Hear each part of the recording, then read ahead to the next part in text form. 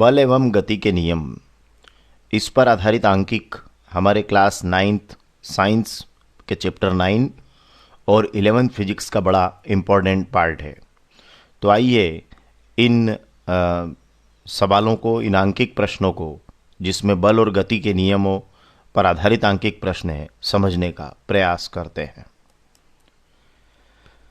बल और गति के नियम पर आधारित आंकिक जब भी आते हैं, मतलब बल का आंकिक जब भी आएगा, फोर्स का न्यूमेरिकल जब भी आएगा, तो वो गति के नियमों के साथ ही जुड़कर आता है।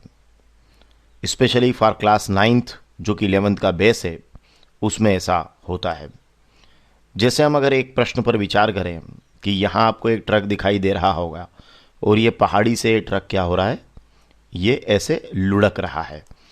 तो एक प्रश्न पर विचार कीजिए कि एक ट्रक विराम अवस्था से, मतलब ये बिल्कुल विराम अवस्था में है और पहाड़ी से नीचे की ओर नियत त्वरण से लुढ़कना शुरू करता है। मतलब हो सकता है यहाँ पे कोई, यहाँ से उसने लुढ़कना शुरू किया लेकिन उसका त्वरण क्या है, नियत है, और वो 20 सेकंड के अंदर, मतलब 20 सेकंड में वो 400 मीटर ऐसे लुढ़क कर नीचे की ओर आता है। तो उन्होंने पूछा कि इसका त्वरण क्या है, तो त्वरण पूछा है। फिर पूछा है इसका द्रव्यमान अगर 7 टन है तो इस पर लगने वाले बल की गणना करो। तो सबसे महत्वपूर्ण बात तो ये होती है कि बल के लिए आप हमेशा एक ही फार्मूला दिमाग में रखिएगा, स्पेशली 9th के स्टूडेंट, F = ma। तो m आपको यहाँ दिया है 7 टन, a नहीं पता है, और a मतलब आपको त्वरण नहीं पता है। तो जब आपको त्वरण की गणना करना होगी तब आपको गति के नियम, गति के समीकरणों का सहारा लेना होगा। देखिए ये ट्रक चलकर आया इस तरीके से और ये ट्रक यहाँ से यहाँ तक आया है, ठीक है। इसका प्रारंभिक वेग कितना है, 0 है। अब गति के जो समीकरण है उसी में त्वरण का जो पहला समीकरण है वो त्वरण का है, v = u + at या a = v - u/t। ये जो त्वरण का सूत्र है, वेग में परिवर्तन बटे समयांतराल। ये गति का दूसरा समीकरण है, s = ut + ½ at²। और गति का तीसरा समीकरण है v² = u² + 2s। और एक और खास बात, F = ma बल की गणना के लिए। तो बल की जब भी गणना करना पड़ेगी F = ma, मतलब a चाहिए, और a आपको यहाँ इन 3 फार्मूलाज में से कहीं से न कहीं से प्राप्त करना पड़ेगा। तीनों में a है। तो उसके लिए ज़्यादा जरूरी ये रहेगा कि आप सवाल में पहले पहचान लें कि कौन सा हमारा गति के तीनों समीकरणों में से लगना चाहिए यहाँ पे। तो जो दिया है उन मानों को अगर हम देखेंगे, याद रखिएगा इसमें u हमेशा है प्रारंभिक वेग, शुरू का वेग। ये जैसे यहाँ पर वस्तु विराम अवस्था से चली तो u 0 है। v जो है उसके बाद का वेग है कि जब वो यहाँ आई है ना, जब बाद में यहाँ आई उस समय उसका वेग क्या है। a उसका क्या है, त्वरण है। तो देखिए v u a t समय है। s जो है वो चली गई, दूरी है, और f है बल। m क्या है, वस्तु का द्रव्यमान है।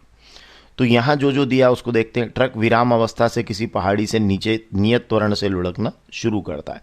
तो विराम अवस्था से करता है, मतलब प्रारंभिक वेग कितना है उसका, 0 है ना। जब भी इस तरह से लिखा हुआ है कि विराम अवस्था से, तो आप समझ जाइएगा कि उसका प्रारंभिक वेग कितना है, 0।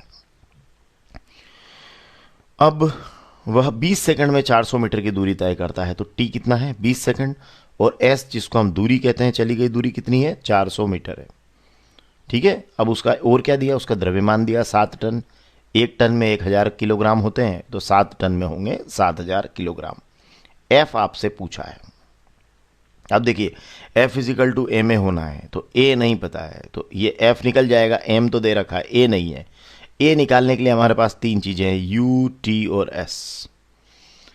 अगर आप u, t और s से a निकालना चाहते हैं तो ध्यान दीजिए कौन सी समीकरण लगेगी। अगर आप देखिए, कई बार बच्चे मुझसे पूछते हैं सर ये पता नहीं चलता कौन सी लगाएं। अरे आप जो लगाना चाहे लगा दीजिए, है ना, वो तो ऑटोमेटिक पता चल जाएगा कौन सी लगने वाली है। क्योंकि देखिए इस समीकरण में देखिए, अगर आप ये लगाते, पहली लगा लीजिए, चलिए, जब आप पहली लगाएंगे, मन में लगा के देखिए, जब आप पहली लगाएंगे तो आपको a नहीं पता, v भी नहीं पता, लग ही नहीं सकती, ठीक है। आप तीसरी लगाने गए मान लो, तो ना आपको a पता है ना v पता है, तीसरी भी नहीं लग सकती। ये देखिए दूसरी, देखिए इसमें a अज्ञात है, बाकी सब ज्ञात है। तो फिर कौन सी समीकरण लगाएंगे आप, गति का दूसरा समीकरण लगाएंगे। गति के दूसरे समीकरण से क्या होगा, s = ut + ½ at²। ये लगाने का कारण समझ में आ गया ना।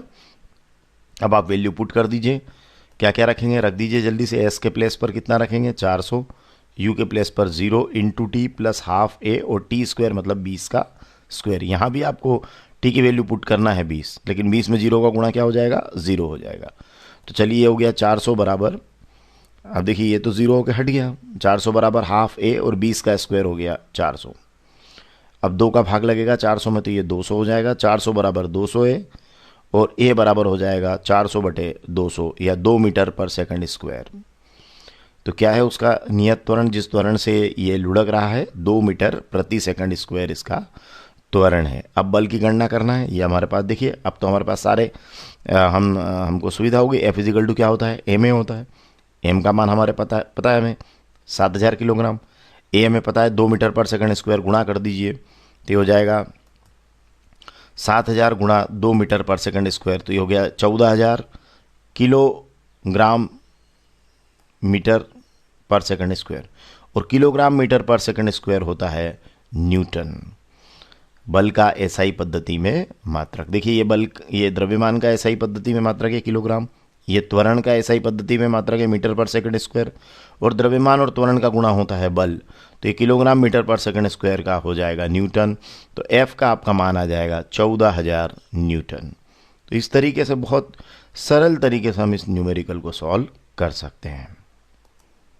अब देखिए एक और प्रश्न पर आते हैं। वही टेक्निक वही रखना है। देखिए जैसे मान लीजिए, देखिए यहाँ पर 1 किलोग्राम के पत्थर को 20 मीटर प्रति सेकंड के वेग से झील की जमी हुई सतह पर फेंका जाता है। मतलब क्या किया आपने, एक पत्थर लिया है और 20 मीटर प्रति सेकंड के वेग से एक जो जमी हुई झील है, उस जमी हुई झील की क्या किया है, सतह पर फेंका है इस तरीके से। मतलब फेंका है मतलब आपने फेंका है, वो फिसलते हुए गया है। पत्थर जो है 50 मीटर की दूरी तय करने के बाद रुक जाएगा। क्यों रुक जाएगा, क्योंकि जो पत्थर है उसके और बर्फ के बीच में कौन सा बल कार्य करेगा, घर्षण बल। उस घर्षण बल की आपको गणना करना है। डोंट वरी, इस चित्र को आप ध्यान से देखिए तो हम ये माने कि 1 किलोग्राम द्रव्यमान का पत्थर है ना। अब देखिए इसको, और 20 मीटर प्रति सेकंड के वेग से झील की जमी हुई सतह पर फेंका गया, तो ये 20 मीटर प्रति सेकंड के वेग से क्या हो गया है, फेंका जा रहा है। 50 मीटर की दूरी तय करने के बाद रुक जाता है। जब भी कोई वस्तु रुक जाती है, दूरी तय करने के बाद रुक जाती है, ब्रेक लगाने के बाद रुक जाती है, तो उसका अंतिम वेग मानते हैं 0। ध्यान रखिएगा, 2 बातें हैं, विराम अवस्था से फेंके तो प्रारंभिक वेग 0, और ब्रेक लगाने के बाद रुक जाए या दूरी तय करने के बाद रुक जाए तो अंतिम वेग 0। अब यहाँ तो उसने 20 मीटर पर सेकंड के वेग से फेंका है, तो u बराबर हो गया 20 मीटर प्रति सेकंड। अब दूरी तय करने के बाद रुका है तो मतलब v आपका क्या हो गया, 0। देखिए पत्थर चला, ये चला देखिए, और ये चलने के बाद में इस तरीके से रुक गया, 50 मीटर चल के रुक गया, और इसका v कितना हो गया, 0 हो गया। ठीक है, अब आपको निकालना है f इजिकल टू होता है ma। आपको लाना है, क्या लाना है, f लाना है, ma चाहिए। तो बिल्कुल m दे रखा है 1 किलोग्राम, a नहीं है पता है, यहाँ पर भी आपको त्वरण नहीं पता है।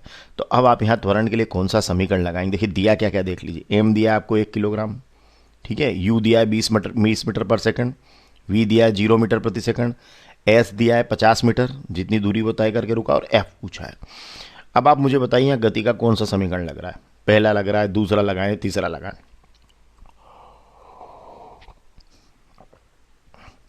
लक्ष्य है ए का मान निकालना। बताइए, ए का मान निकालना है, ठीक है। अब एक खास बात देखिए, यहां पर ए का मान तो निकालना, पर टी नहीं दिया है। टी नहीं दिया मतलब पहला समीकरण नहीं लग रहा है, दूसरा नहीं लग रहा है, कौन सा लग रहा है, तीसरा लगेगा। वी भी दिया है, यू भी दिया है ना, एस भी दिया है और ए पूछा है, तो कौन सा लगेगा, तीसरा लगेगा। तो गति के तीसरा समीकरण का आप उपयोग कीजिए। V square is equal to u square plus 2s।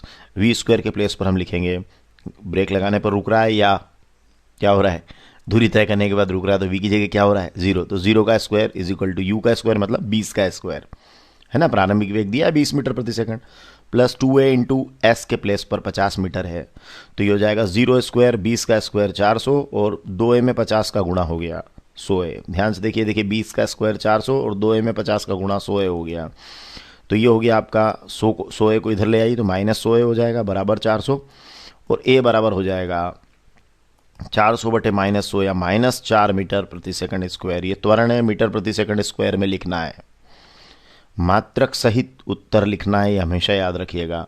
तो त्वरण को आप मीटर प्रति सेकंड स्क्वायर में लिखेंगे, वेग को आप मीटर प्रति सेकंड में लिखेंगे, वो दिया रहेगा। ठीक है। चलिए, अब आपको F = क्या निकालना है, ma निकालना है। और यहाँ ऋणात्मक त्वरण का मान जो ऋणात्मक आ रहा है, तो मतलब वही है कि ये क्या हो रहा है, मंदन हो रहा है, और इसकी गति धीरे धीरे धीरे धीरे कम हो गई, क्या हो गई है, इसका वेग धीरे धीरे धीरे धीरे कम हो गया, क्या हुआ है, शून्य हुआ है। तो अब पत्थर और बर्फ के बीच जो घर्षण बल है, उसने इसकी गति का क्या किया है, विरोध किया है। ये तो आगे जा रहा था और घर्षण बल किधर लग रहा था, पीछे की ओर। कहाँ लगता है घर्षण बल, ये पत्थर की निचली सतह और बर्फ की ऊपरी सतह के बीच में लगने वाला घर्षण बल है। तो फिर ये अब F = ma का मान देखिए, वही आपका घर्षण बल होगा। वैल्यू पुट कर दीजिए, m के प्लेस पर 1 किलोग्राम रखेंगे, ये दिया है आपको, 1 किलोग्राम द्रव्यमान का पत्थर है, और a के प्लेस पर -4 मीटर पर सेकंड स्क्वायर। अब आप देखिए, 4 में 1 का गुणा 4 हुआ और माइनस का 4 आगे आ गया, ये हो गया किलोग्राम मीटर पर सेकंड स्क्वायर। ठीक है ना। ये जब ये गुणा में होता है तो इसको आप डैश करके ऐसा लिख सकते हैं। तो ये पूरा एक मात्रक है, किलोग्राम मीटर पर सेकंड स्क्वायर। और देखिए, किलोग्राम मीटर पर सेकंड स्क्वायर को बोलते हैं हम न्यूटन। तो F = हो जाएगा -4 न्यूटन। तो जो हमने बात समझी कि पत्थर और बर्फ के बीच जो लगने वाला घर्षण बल है, उसका मान कितना है, 4 न्यूटन है उसका मान। धन्यवाद।